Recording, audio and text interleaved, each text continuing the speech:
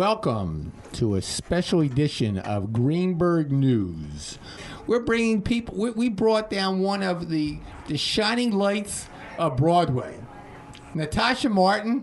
I'm figuring, what the hell is going on up in New York? It's like a whole nother city or something. And I figured, now you, Natasha, you have about 6 careers, and I assume that's the norm. I'm understanding in New York, because you can't survive on 4. Yes. You know, how does anybody... Let's talk about the cost of living up there. You need at least like $200,000 a year to survive in New York, if adequately. Yeah, I think. I mean, that just covered most of your bills. Yeah, I mean, if you want to eat like a balanced diet, you know, I think 6 careers is now the new black. You know, surviving New York is just it's amazing. Oh, it's amazing. You know, I say. How do you handle the stress every day? It must be like you wake up saying, I need $1,000 to live today, and I'm only making $300. So I think the key is to hustle. I think that's really the key. You know, I try to line up things, you know, ahead of time for the year, creatively, and right. Even my students when I go into class and I teach, you know, I have to keep reminding them, you know, to breathe. You know, they stop breathing because they're used to technology breathing for them. You know, right. So to remind them, just breathe right now. And they got it. You know, I tell them all the time, if you can find anything else that you're good at, you know, to do that. Phrase? Right, literally. I think that they get, you know, excited about certain things. Right. You know, I try to really, I try to stay up to speed on my, you know, my topical references and pop culture references, and you know, I try to, I make it a point to try to incorporate some of that into the dialogue, because you know, then that it tends to get their attention. But I think when it comes to what I'm, you know, the material I'm presenting, you know, a lot of them are just really intrigued about what it is we do as performers, you know, and they. What is it you do? And I actually have a bigger picture, because you're a working. I got that one. You're a working actress, among a producer, director, and all these things. I'm always curious about those who, quote, we see on TV, the successful ones. Mm-hmm. And they'll do a show and then they'll disappear. What happens to these people? Are they selling life insurance, or I mean, what are they doing with the rest of their lives? You know, that's a great question you brought up. The first person that comes to mind is the actor Patrick Dempsey. You remember him from the '80s movies? Well, now he's on Grey's Anatomy. Yeah. The hunk. He's the hunk. Yeah, well, now he's the hunk, you know. But he wasn't a hunky then. Oh, my gosh. That guy struggled so long. And apparently I was reading a piece on him. It was very, very interesting. And he talked about, I actually sent it to some of my acting students, because he talked about how he had been this pop icon in the 80s, all these really successful 80s movies. Mm-hmm. And then his career just went really downhill. And he apparently continued to audition in LA and New York for years. I mean, the guy just pounded pavement, auditioning. And, you know, he had, you know, a difficult situation personally and all this stuff. And then he auditioned. I guess, you know, he just had some difficult relationship. You know, things just weren't going well for him. He said that he auditioned for Grey's Anatomy. It was a pilot. And he was up against some really well-known actors at the time that were very popular. Mm-hmm. And they called him back, and he went on several callbacks. It was a grueling process just for this pilot. You know, they didn't think it was going to turn into anything. Mm. And he got it. And he talks about, you know, how he would go to movies. He would sit in the movie theater, and people would not recognize him anymore. They didn't know who he was. He gotten older. He grew up. Yeah, he'd gotten older, and you know, and he just said he was very depressed for a very long time. It was very difficult for him. He's a very, I think, very unique, how did he exist? talented I guess person. Did he make enough money as a child actor to pay his bills? He said he struggled. He worked, you know, different jobs, and he had to actually literally go back to menial, you know, labor and things like that. And I think, you know, I think that's one of the people that's really stayed true to himself, you know, as a human being. So that's when it persevered. But how about the people who were, let's say, were successful, and I can come off the top, but then they disappear? What happens to the rest of their lives? They just lay around taking drugs all day, or I don't know. That's a good question, Brian. It's so you know, it's perplexing, especially for people that were so incredibly successful, and you think, oh, this person's on their way. You know, they're going to do such amazing work throughout the whole span of their life, right? And then they just walk away. You know, and I think it's a very difficult industry sometimes. You know, to be in the public eye and, having people criticize you or having people speak about your work, and it's a deeply personal thing. I think for some people that can't, Right. they don't have the thick skin.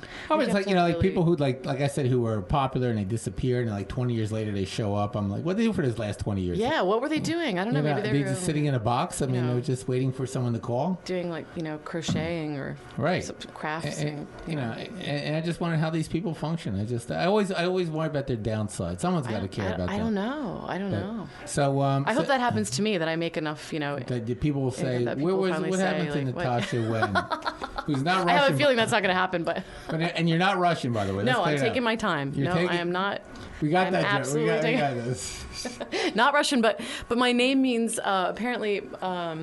It means was it Christmas. named after Bullwinkle and No, Rocky and actually, Bullwinkle? no Rocky, no Moose and Squirrel. No, there was no connection there. It means Christmas child, but I was born in August. Of course. So it took me a long time to figure that out, but I finally figured it out. You're not And, part of your parents clearly are not procrastinators. No, they were not. They They were. What's the other side when you get it real early? They're- well, I think they were very proactive about. apparently.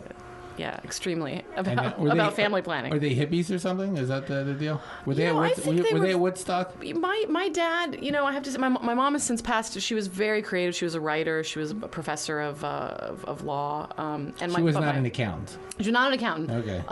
But my father is very creative. He sings. He's performed professionally, and he is really very he's a consultant. He owns a company, TCIC, up in the Northeast. But he What kind just of company? really enjoys Oh, wait, performing. a theater company. No, he's a consultant for small businesses and goes in and does employee management seminars and different topics. ISO 9000, which I think now is maybe called something entirely different, but he really enjoys being on the platform. But he's quite a performer. I mean, I think my great grandfather, from what I understand, was a vaudeville performer. So I think it kind of, I don't know, somewhere. There's in the deep roots family. here. Yeah. Obviously, there's Yeah. in your DNA. There are people who never got enough attention when they were growing up. That's right. I think so, Brian. That must be what happened to me. And I just it's like, well, they've continued know, it generation after generation. It of started in the ignoring living their room. offspring. That's right. I think my grandfather, we used to joke that, we were little performers. We used to put on the little, performances in the kitchen and make up scenes, and I think every kid does that. But Actually, we get a little background. We've been remiss, Natasha Martin. oh dear. Who are you? Why don't you tell our listeners your 7 different jobs and skill sets that you Oh goodness, do for- Brian. Thank you. You're welcome. Well, I'm a professor of theater and writing. I'm a real geek because I'm going to be touring the Battleground and Princeton? yeah. So I do a lot of performing, acting, directing in New York, and also at the Equity Theater. Isn't performing and acting the same thing? You'd think it would be, Right. but sometimes some things you do fall into a little bit of a different category. Performing is like singing and dancing kind of Could performing? be, yeah, could be. But was that considered not acting? Performing? would Not be good. always, yeah, not always. Or a lot of mixed multimedia stuff. Performances involving Right. projections, different modes of performing, museum theater. There's this really great convention of museum theater, and I worked in it in Philadelphia for a while. Is there theater in Philadelphia? There's a company that I worked with that does the historical interpretation. For Like Betsy Ross or something? yeah, like the early colonial era and early American colonial period. Yeah, we got it. The early Yeah. days. Yeah, Jefferson, John Adams. Yeah, the happy days, We all Ben Franklin, absolutely. They were cool. It was cool then. It was neat. Now you performed during for that year. I actually occasionally assisted the artistic director of that company. His name's Jeffrey Berwind. So let me ask you that We would you direct the historical interpreters. You say you move here 2 steps to the right, 2 steps to the back. Is Make a face like Jefferson. Yes, but Yes, who knew what right. Jefferson's face No, was? it was actually an incredibly gifted group of Jefferson? performers that perform those figures from history, and they do years of research and work. It's amazing. But what a lot of people don't know about that time is, it's very much glorified, but it was just such a rough, gritty time. And he was actually writing that, behind the stables in Philadelphia. He was wafting the smell of horse manure, all day because he was renting a room, while he was writing that piece. And what's a day in the life like for Natasha? Day in the life. Well, I usually teach at a few colleges, and then either act in a show or direct a show, or I'm working on some new pieces that I'm writing, and so I'm hoping to get those out. I just submitted something to Lark, which is a company in New York. It's just on a Lark. I did. On a Lark, it was. Sure, they'll love Who's that. Lark? Lark is a really great company in New York that produces new work. So if they pick your piece, they produce it and they provide support. So what is production? What does producing mean? They put the sets together or something? Well, if it's a new piece, sometimes they just provide space to workshop it. Have a small production, see how it does. Right. Bring some people in to perform in it, someone to direct it. And they basically... How do you promote a show in New York? I mean, there's like 3 million shows going on off Broadway. It's unreal at this point how accessible it is to, produce your own work, which is really great in New York. Is that like, in essence, social media is that the whole really, American Idol thing, that everyone wants to be a star? We're all just, we all want their name on, something? I think it's just become very realistic for people to buy into the fact that they can really do it. They can really put their stuff out there, and I think it's much easier than it was even 15 years ago, 20 years ago when I was in graduate school in New York. It was very difficult to get. I think it was much harder to get space. Really? To provide. Where'd you go to graduate school? I attended 2 years at the Actors Studio New School program when James Lipton first started it. First, I'm directing a show that opens December 9th through the 11th. It's in Space on White, which is in Tribeca, called Echoes of the Mind by Marjorie Lewitt. She's written this play, and she's producing this play festival. So that's going to be... So she hears voices in her head? She hears Echoes of the Mind. Actually, Echoes of the Mind was... It was an episode of Magnum P.I. with Tom Selleck, 1984. Another guy can't act. And you know who was in it? This is what she named her piece after. Somebody was that episode? With a mind. Sharon Stone was in it. Was in a very young Sharon Stone. Really? I have this show called Martin and Shaw. Right. It's myself and another actress, Cooper Shaw, and it's completely devised, improvised.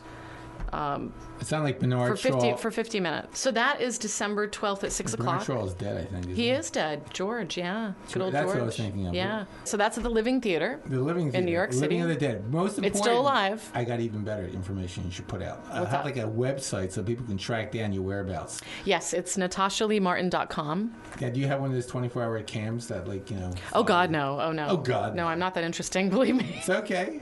I'm really not that interesting to have that, but that's a great compliment. Absolutely. If you want to send me one, I'll give you my address. You can mail it to me. I'll mail a person to you. You can, a live cam. A live cam. Man. With a camera, a steady cam, and he can just follow me around and be bored out of his mind. Whatever makes you happy. Yeah, especially, well, if he can cook, that's great. That's okay. Then he can do that. Yeah. So that's cool. So we've so then we have one more. Oh, hurry up! December's a busy month. We better hurry up. December. I'm hurrying up. We have one more.